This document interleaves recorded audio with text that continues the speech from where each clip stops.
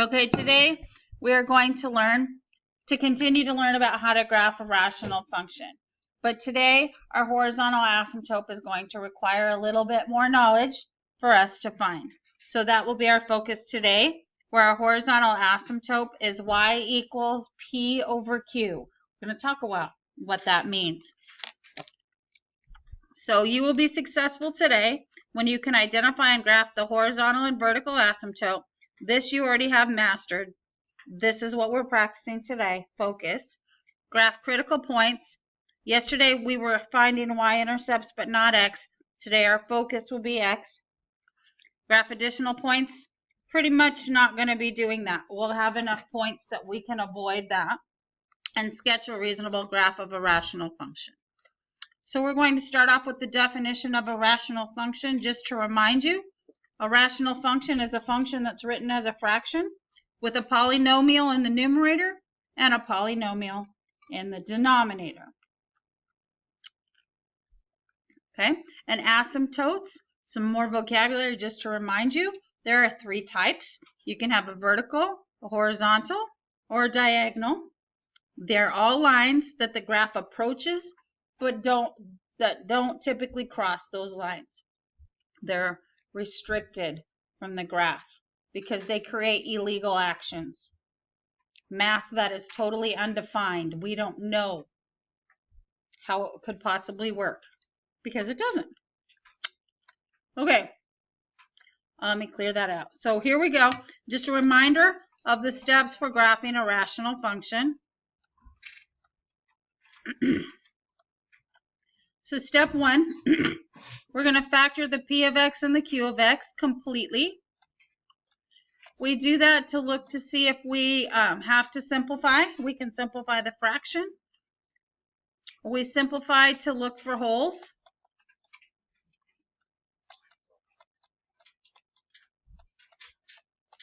I will tell you that today we will not be finding those.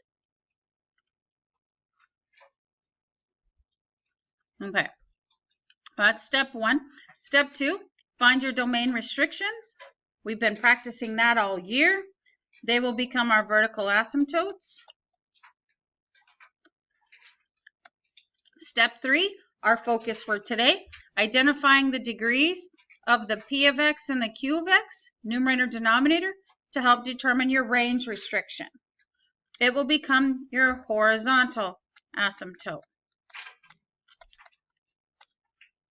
Yesterday, we learned what to do if the degree of our numerator was less than the degree of our denominator. What was our horizontal asymptote? Y equals 0. Good job. Today's focus. Today, bullet number 2. If the degree of the numerator is equal to the degree of the denominator, the horizontal asymptote is y is equal to lowercase p over lowercase q. We're going to talk about what the heck that means. Okay, to do this, we are going to use the quotient of the lead coefficients. I will put that into action so that you can see how that works and what that means. So this is today's focus right here. If the degree of p of x is greater than the degree of q of x, there is no horizontal asymptote. This is when you get a slant asymptote. Okay, after we find our asymptotes, which are our restrictions, we go find our critical points, our x and y intercepts, and we graph them, and we also try to use reflection so that we can produce 2 extra points that we can graph. Step 5, we won't need much often today. Pick points for x that are just beyond the vertical asymptotes and plug them into the function to find their corresponding y's. If you want your graph to be fairly accurate, you want to graph as many points as you feel like graphing. I like 2 minimum most of the time. Then, of course, we connect all our graphed points with smoothed curves approaching the asymptotes. Okay, this is a discontinuous graph because we have to pick up our pencil to skip over asymptotes. So the graph has breaks in it. So it's not continuous. All right, here we go. I'm going to erase, and here we go. So starting with step 1, okay, is factoring our numerator and denominator. Can I do that? Y equals 2x over x plus 2. Can I factor either numerator? Can I factor the numerator? How about the denominator? Can I simplify this fraction? Nope, it's a monomial over a binomial. I can't simplify. They have to, I could simplify like 2x over 2x. I could do that. I could simplify x plus 2 over x plus 2, but they have to be exactly the same types of polynomials for me to simplify. So it's not necessary for us to do any factoring. So not necessary. So now that we realize we can't simplify, let's start finding our restrictions. Let's start with our domain restriction. We know that the denominator is not allowed to equal 0. So that means x is not allowed to equal 2 because that would form a 0 in our denominator, undefinable. So our vertical asymptote, our line that we can't cross, is x equals -2. We go graph it with a dashed line to indicate that it is not part of our graph. It is something we are not allowed to use. And I shouldn't have put a slash through that equal sign. That's our vertical asymptote. And while we're at it, we might as well identify our domain so we can determine what x's we are allowed to use. So we can come anywhere from -infinity approaching -2 in union with -2 to infinity. So we can pick any x we want except for -2. And that restricts our domain. Now let's go find our range restriction, our horizontal asymptote. So here's the new information. Perk up and listen. We start by looking for the degree of our numerator and denominator. So I'm going to start with my degree. So the degree of my numerator is 1 because that exponent is a 1. And what's the degree of my denominator? It's also 1. So 1 equals 1. So our degrees in our numerator and denominator are the same. Therefore, my horizontal asymptote is y is equal to the quotient of the lead coefficients. So what's the lead coefficient in my numerator? 2. And the lead coefficient in my denominator? 1. So it's 2 over 1. So y equals 2 is my range restriction. So I come up here to where y equals 2, and I'm going to tell my graph, you cannot touch this. You can't touch this. Can't touch this. Little entertainment there. Lame. Horizontal asymptote, y equals 2. Okay, sing yourself that song every time you draw an asymptote. Make your math fun. Okay, so what's our range? We can graph any y we want approaching 2 from -infinity. We can graph any y we want all the way up to positive infinity. We just can't graph y equals 2. Okay, so this opens up our critical points. So now we know what x and y are not allowed to be. Let's find some points that are critical that x and y are allowed to be. So let's start with our x-intercept. Yeah? It's open. We're not blocking the x-axis. So we have to have at least 1. So how do we find x-intercepts? We plug in 0 for y. Okay, so I go 0 is equal to 2x over x plus 2. Excuse me. Well, what am I going to do? I got x in the numerator and denominator. Clear the fraction. How do I clear the fraction? Multiply both sides times the denominator, right? So if I multiply, I'm using a pencil here so that you can see that this is not the original work. What's going to happen? Can I cross simplify these? Yeah, because that goes into that one time, right? So what happens when I multiply this denominator times 0? It's 0. So 0 is equal to 2x. You know what? That's going to happen every single time.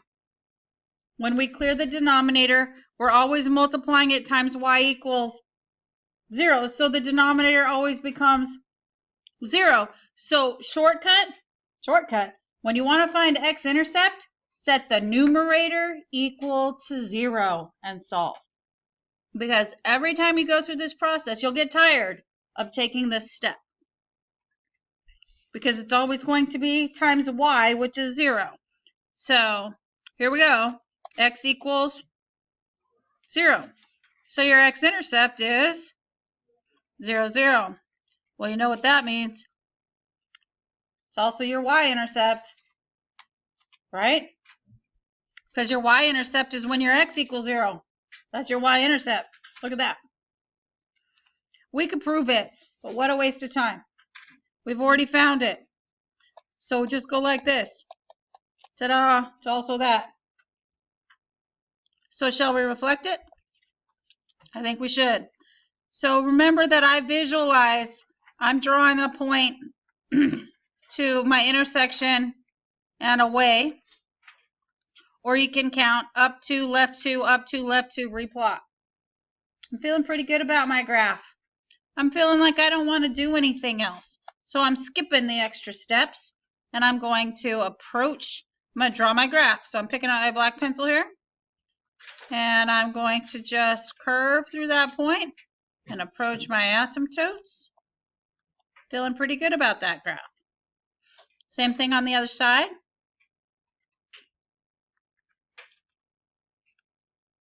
It's looking good. I like it. Okay, so now let's talk about, let's see, what kind of graph is this? What are my intervals here? This is an interval of increase. And what about this one? It's also increasing. So my graph is always increasing as I read it left to right. So I could say that my intervals are only increasing. So they're increasing. Remember, intervals of increase and decrease are red. Left to right. So it's all about domain, left to right.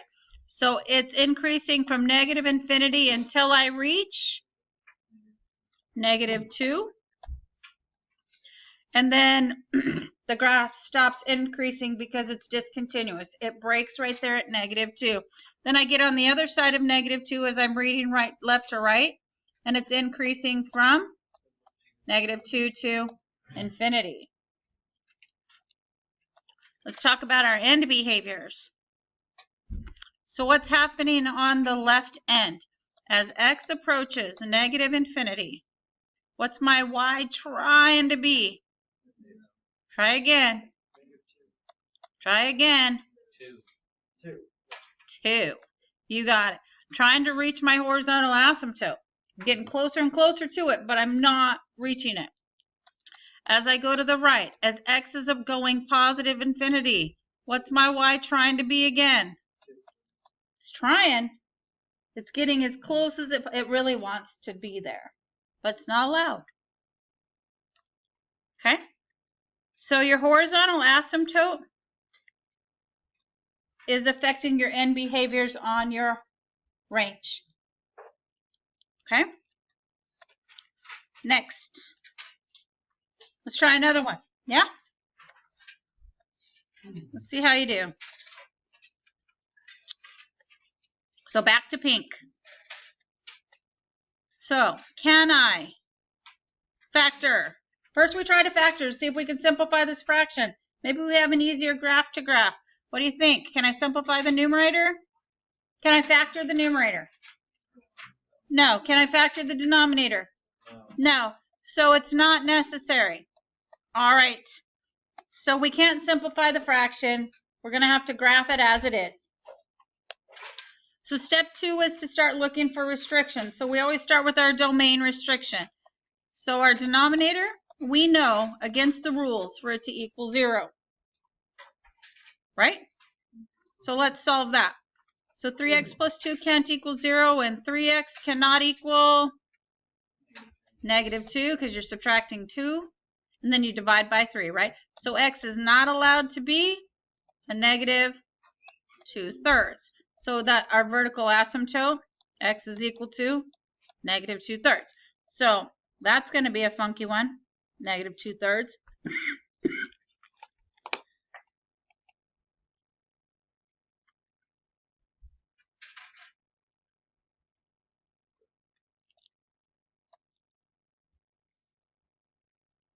This is going to make your reflections a little bit harder. Label it. Okay, so while we're here, let's go ahead and figure out what our x's are allowed to be. So our domain, all the x's we're allowed to be, use -infinity all the way to the left of 2/3, right? But not 2/3.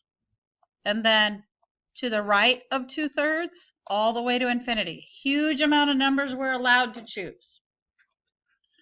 I always like finding the restrictions. They're easier to find. Okay, ready? Horizontal asymptote, today's focus. So to do that, what do?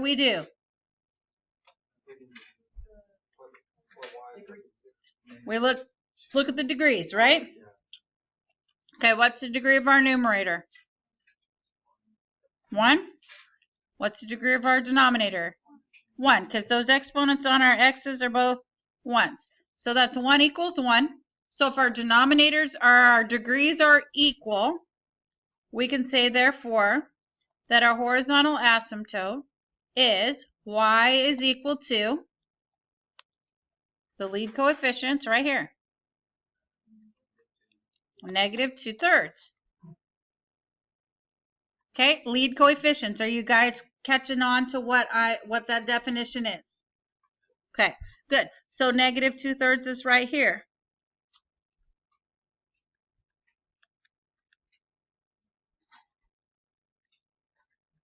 Looking good. Label, horizontal asymptote. Y is -2/3. So now we know what we're not allowed to graph in our domain, and we know what we're not allowed to graph in our range. So what is our range?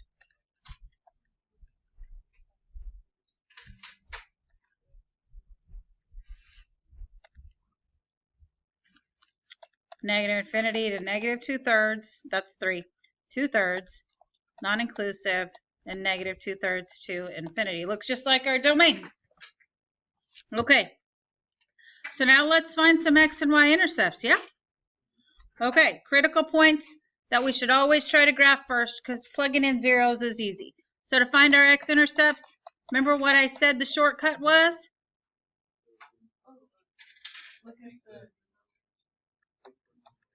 Numerator equal to, because the denominator is going to zero out when you try to clear it.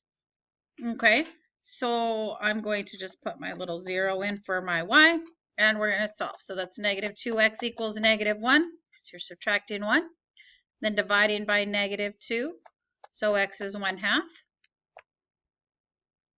You don't need me to figure that out.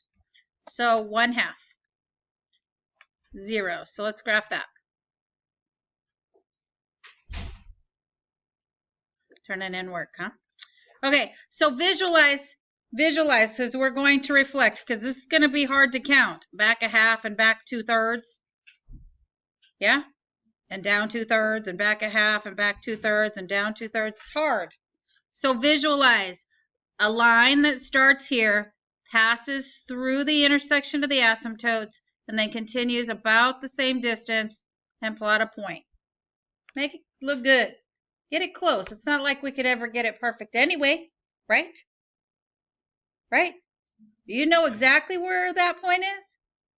No. I mean, we could plug it into a table of values and find it, but we still couldn't graph it exactly perfect.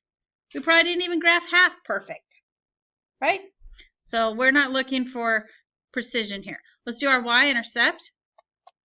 To find our y-intercept, we're making our x0, right? Yes? So that's y is equal to negative 2 times 0 plus 1. You practiced this a lot yesterday. And 3 times 0 plus 1. What are you finding out happening to the terms that have x's on them? They're zeros. So all you really need is the constants, right? So I just come up here and go like that. There it is. Positive 1 over positive 2, 1/2. Because I'm imagining in my head that I'm zeroing out my x's. So we're going to graph that one. Up 1/2. All right, get your visualizing goggles on and start reflecting. So draw a line imaginary through the asymptote intersection and then continuing along that same distance. That's 2 points in each section, yeah?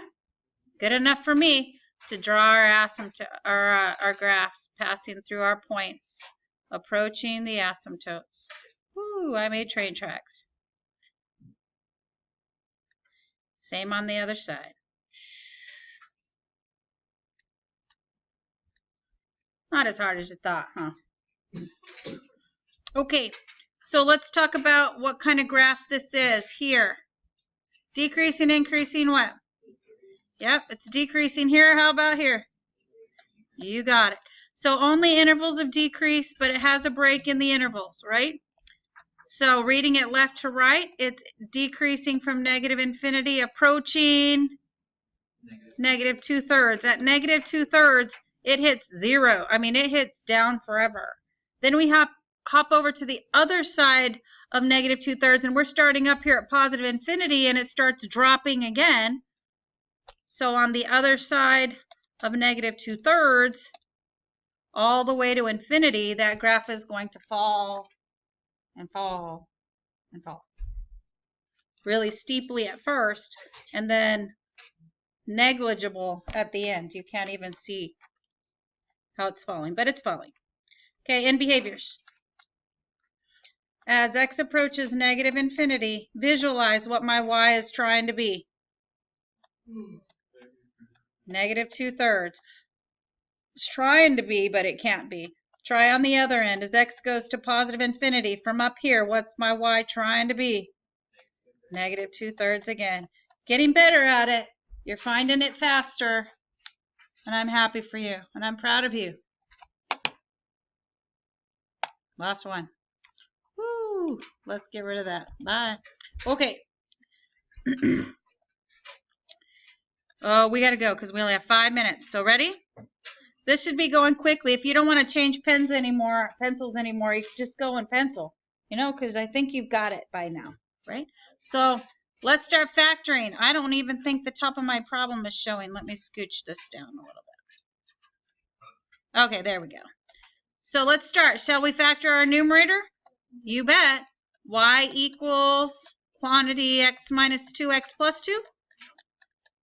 Because we're trying to see if we can simplify this fraction. In the denominator, x minus 1, x plus 1. You know what? I don't think I can simplify that. Nope. But it's certainly going to help me find my x-intercepts and my domain restrictions. Right? So now let's go find out what our domain restrictions are. So we know that our denominator cannot equal 0. So x plus 1 and x minus 1, not allowed to equal 0. You probably saw them all right now. You probably saw them right away, huh?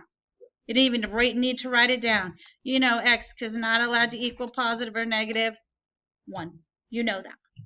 So our vertical asymptotes, x is equal to positive and negative 1. So let's go graph those.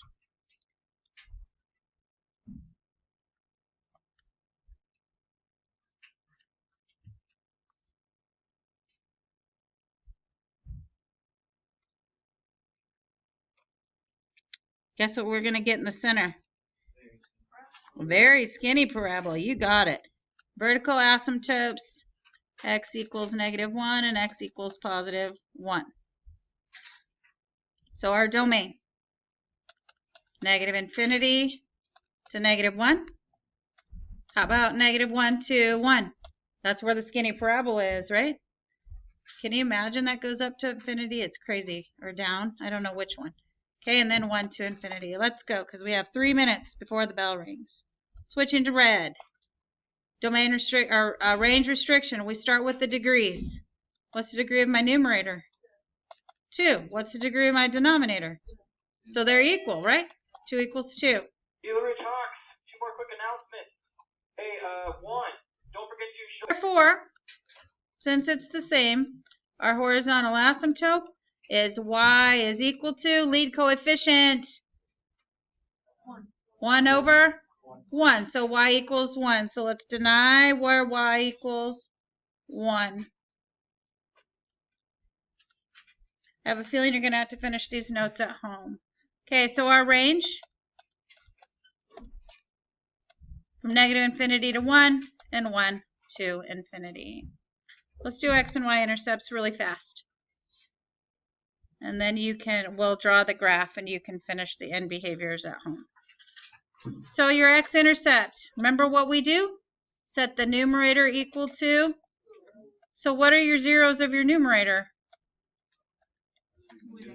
2 and -2. You can see them, right? So 2 and -2, look at that. You got 2 parts of your graph done. Right? So that's -2, 0, and 2, 0. How about your y-intercept? Can you see it right here? -4 over -1, because x is 0 out, right? So what's your y-intercept? 0, 4? Yep, you can see it right there, because that's 0 and 0. So 4, look at that. Ready to graph? I am. So is this going to be the valley of my parabola, since it's the midpoint between? Yep. So we're going to hit that valley and shoot back up. And then down here, hit a curve through your point. And then reflect it over here. And look at that. It wasn't that bad. Got it? So work on your end behaviors at home and your intervals of increase and decrease. And then I gave you 4 problems to practice.